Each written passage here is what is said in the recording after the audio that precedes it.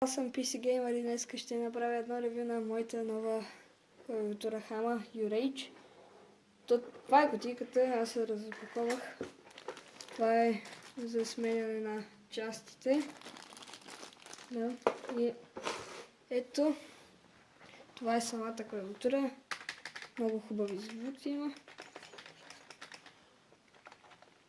Копчетата, които най-много се използват за геймплей, са в синя.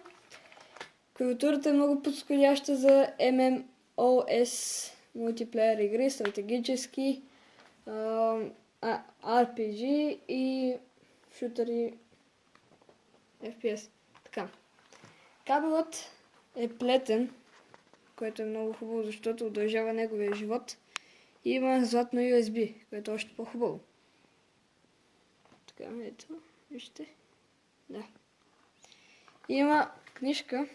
Ето, това е книжката. Да. И вътре пише... Аз не ми се чете.